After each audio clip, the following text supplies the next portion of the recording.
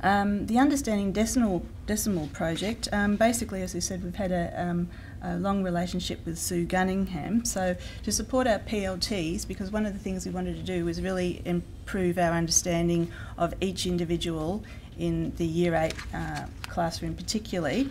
So we took the opportunity of inviting about 21 fourth year students that work with Sue at her uni, and they did a one-on-one with the decimal work with each child in Year 8 for 3 weeks at a two-session ago. So they had about 6 periods in a day of working with that over a 3-week period, of course, 2 periods each.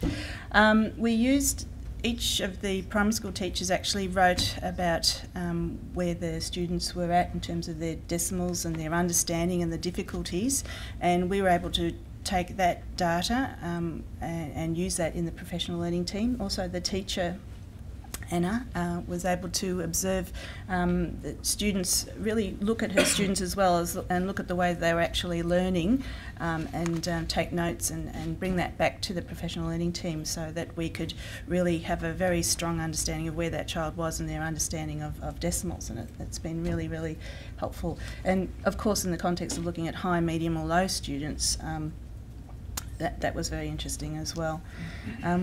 Just going back with Peter, did work in the classroom with students. I've had a workshop and a plenary where that was a discussion with all the staff. The other big deal that we've been able to work on is that, as I said, literacy had been a focus, but the Raymond Lewis, the classroom management first, and then literacy, of course, being a focus, but also numeracy this year. We've been able to sort of do both, or try and do both, and with Adrian working with the maths team, we've drafted a numeracy plan, and that's very informative and useful for the staff. Particularly the discussions that we had in the PLT was, look, we really need to document and have a more in-depth curriculum planning and making sure we've got time for that. Certainly developing the pedagogy and assessment, and we've been able to work out the goals, actions, evidence, and whose responsibility is that for that. And particularly since the merger is virtually always vying for place in terms of the AiZ directives and so forth, we really want to have something solid to work on. All through this, you know, with the annual implementation plan, the strategic plan, the literacy plan, now we have a draft numeracy plan. These have been very important for us, and we actually enjoy having this discussion and really having time to really work through what we're going to do with the students. It's very important. There's the achievements that we feel so far that we've achieved. When you go into Anna and Christine Plant's classes, there's a marked improvement in terms of the students really being engaged, and a real feeling of kids are focusing now on their work, particularly with the group work. You get homogenous groups and heterogeneous groups, so they're all supporting each other. The pictures we could identify with the kids supporting each other in the classroom and or working at their particular level, because the work has been aware of the diversity of the kids in the classroom. That's been a real plus. The big deal also this year is we had been involved in the Leading Schools Fund for 3 years, and we noticed at the end of last year, with that initiative ending, that we weren't using, the maths department particularly weren't using the interactive whiteboard or the ICT technologies as much as we could have. So that's been a focus this year, and so much so that it's being used now constantly in the classroom because there's been professional development and focus with that. The maths team have have demonstrated a whole school PD using the whiteboard, and that's been really, really good. Now, just moving along, basically we now have just in terms of that. We covered that one. The conclusion is, because I'm aware of the time, is that. So we basically it has been a challenging year, as Mara was saying.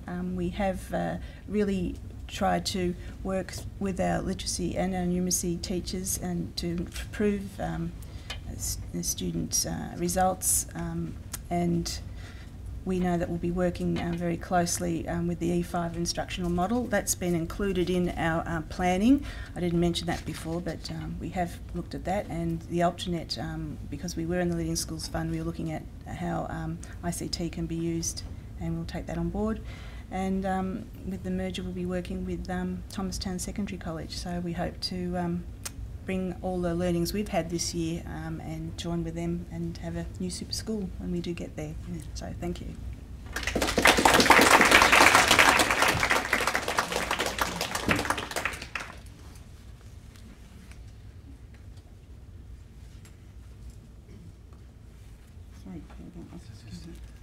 Just while they're finishing up, I'll just reflect on that. One of the sort of interesting things at the end of the day we did as the base of the staff meeting, we talked about developing a unit of work that was multidimensional, you know, in a sense as a focus for PD. And I thought I'd choose some topic that was completely irrelevant just so that we could talk about it hypothetically, and I chose swine flu, and it turned out the school had actually been shut because of the swine flu, so it created all sorts of tensions. One of the other things about the school that was a little bit interesting is that just at the end of a lesson, I filled in, I wasn't doing any modelling, I was just working in the classrooms. But I did something with the class which was for people who've been at my sessions are sort of race to 3, adding on a half or a quarter. And it was really interesting with the Year 7 kids. There were some kids who like finished it in a tenth of a second and already knew the strategy and wanted to go on to something else. And other kids who were still saying, what? You know, that in a sense, so the diversity in achievement is just massive, which illustrating the challenge there. One of the things that came through that report, I think, was really interesting is their attention to the needs of the kids. Now, sure, it's a small school, but there's still fantastic focus on the kids. And anyone who's had kids go through, their own children go through secondary school, and you go to parent-teacher nights, and you sit down in front of the teacher and they say, oh, I'm not sure if I've got your kid in my class. Or, do you know what I mean? You know, and I myself, you know, when I started teaching, and we had, you know, bigger classes and maybe more of them than what there is now, but you know, again, when a parent came, you sort of barely knew whether you're teaching the kid or not. You know, so knowing the kid is such a fantastic step forward in order to do that. I think again that you saw, as with Maryland's, you could see that there is a different culture, a different ethos, different ways of working in secondary schools. It's really nice to see that and the multi-dimensional way and the detailed programs and plans that they've got in place to actually addressing the kids' needs. And I think that's fantastic. But also the same as with Maryland's, I like the way that the report is seeing the merger as an opportunity, not as a threat, and as a way of renewing the community. And I think it's a fantastic way to talk, and it's actually, I think, you know, creates great potential for those schools where that's happening to actually serve their communities in better ways. So thank you for that. So please join me in thanking them again for that.